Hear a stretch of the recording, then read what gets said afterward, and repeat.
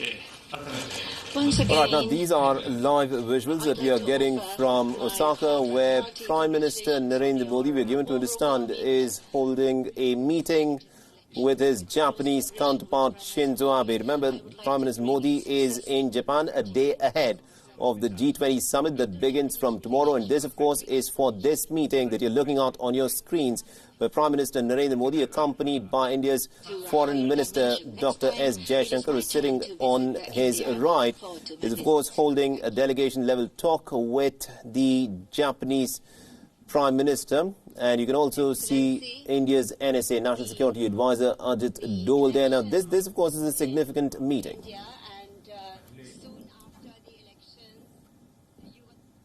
A friend of India who congratulated me on the phone, and you have congratulated me once again today. I would like to express my gratefulness to you. And the eyes of the world are on India's democracy, its diversity, and the attention of the world is getting focused on India. I know that being host country for the G20 is a very big deal, and yet you took out time in your busy schedule to meet me, and I'm very grateful to you for this. आपकी सरकार ने और Japan ने मेरे delegation का स्वागत सत्कार किया, उसके लिए भी मैं आपका बहुत बहुत आभार व्यक्त करता हूं। G20 के चेयरमैन के रूप में आपने जो नेतृत्व दिया है, अनेक विषयों पर आपने इनिशिएटिव लिया है, एक सफल कार्यकाल के लिए मैं आपका अभिनंदन करता हूं, आपको बधाई देता हूं। एक्सेलेंसी, यह जापान का रेवा एरा का कालखंड है और उस कालखंड की हमारी ये पहली मुलाकात है।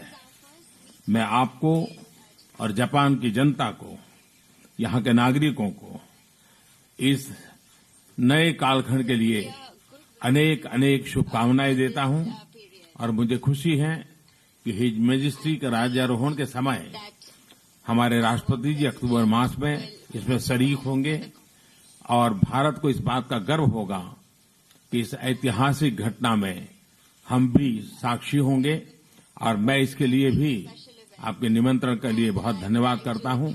फिर एक बार स्वागत सत्कार के लिए आपका बहुत बहुत अभिनंदन।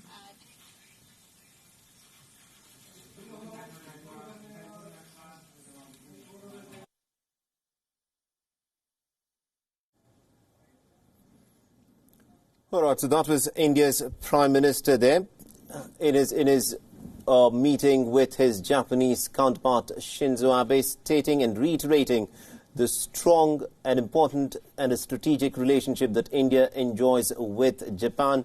Now, this, of course, is a crucial meeting coming ahead of the G20 Summit that kickstarts from tomorrow. Remember, India and Japan, of course, have an old and an important strategic relationship. Now, this is a relationship that interestingly has very few differences between each other.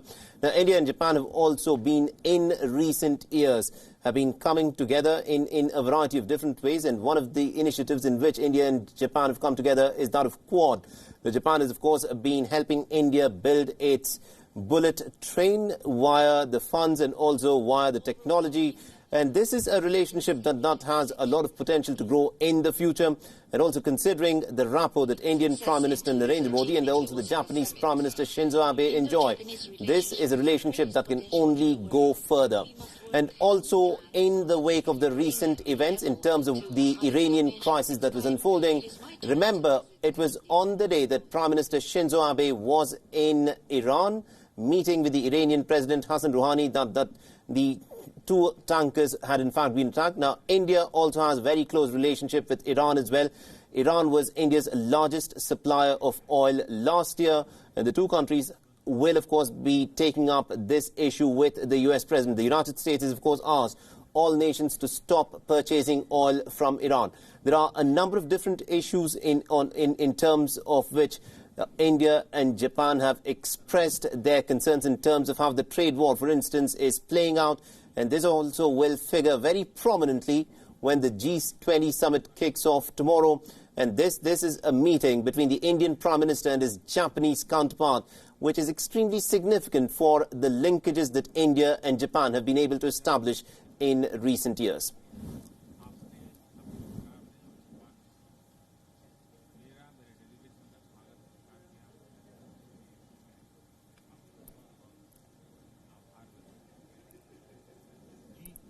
So a crucial meeting presently underway between the Indian Prime Minister and the Japanese Prime Minister Shinzo Abe there. And my colleague Siddhant Sibil is, of course, presently in Osaka and is tracking all the developments very closely for us. Now, Siddhant, we just saw the meeting between the Indian Prime Minister and Shinzo Abe, the Japanese Prime Minister. Now, this is a crucial meeting. Prime Minister Modi is there ahead, a day ahead of the G20 Summit, precisely for this meeting with his Japanese counterpart. Give us a sense as to, how this relationship has been progressing in the wake of the two significant events that will, of course, be playing a crucial role tomorrow. One is the trade war with China and another is of the Iranian crisis. Well, Mohammed, the bilateral lasted for 20 minutes and we saw the statement made by the Indian Prime Minister in which he not only thanked the Japanese Prime Minister for congratulating him after his election victory. Remember, the Japanese Prime Minister Shinzo Abe was the first leader to congratulate the Indian Prime Minister after his victory on 23rd of May. First foreign leader, global leader to congratulate him. But other than that, the Indian Prime Minister talked about the G20 presidency of Japan and how Shinzo Abe is providing leadership to this entire presidency. Remember, this grouping is defined by the president of the grouping, the country which holds the presidency, and the presidency of the grouping is held for almost 1 year, and then it passes on to another country. But by and large, if you look at the G20 presidency by Japan, the focus is on innovation, on artificial intelligence, on data, on other things such as climate change. These are the things which Japan has been focusing on. But as you asked me question, the backdrop of this summit is happening in the backdrop of what is happening between China and US, the trade wars, and of course the situation in Gulf, the tensions between US and Iran. These are the things which of course are dominating headlines here, and of course these will be discussed when leaders will be meeting at the G20 summit, which will be starting tomorrow. In fact, one of the crucial trilateral which is happening tomorrow on the sidelines of the G20 is the J trilateral, which is, of course, the Japan, America, India trilateral. But we are now waiting for the foreign secretary to come, because foreign secretary will be briefing us about this bilateral between the Indian Prime Minister and the Japanese Prime Minister. This is the first meeting between the Indian Prime Minister and the Japanese Prime Minister since taking charge of the Indian Prime Minister for his second term. And, of course, we know the Japanese Prime Minister will be visiting India for the summit, which is the annual summit which takes place between the two countries and alternates the locations between the two countries. So clearly Japan is a important partner for India when it comes to infrastructure development, when it comes to things like climate change, forming global opinions, because there are complementarities when it comes to Japan and India on various subjects, whether it's infrastructure development, whether it's climate change, or making sure that their connectivity projects should follow norms, global norms, rule of law, which of course both Japan and New Delhi will agree that there are certain countries whose connectivity projects are against rule of law, and of course have been causing a lot of problems, including debt crisis in many countries, whether it's Central Asia or South Asia. Absolutely, indeed. And we also, in the meeting, saw India's Prime Minister Narendra Modi flanked on either side, one by NSA Ajit Dole and also by the new Foreign Minister of India, S. Jaishankar. Now, considering the manner in which Prime Minister Narendra Modi, in fact, takes a personal and an active interest in the way diplomacy is done, how much of an impact and how differently has India's foreign policy been in Modi 2.0 in just the last couple of weeks since Jaishankar has taken over, considering the active role that he's playing there, sitting right beside the Prime Minister?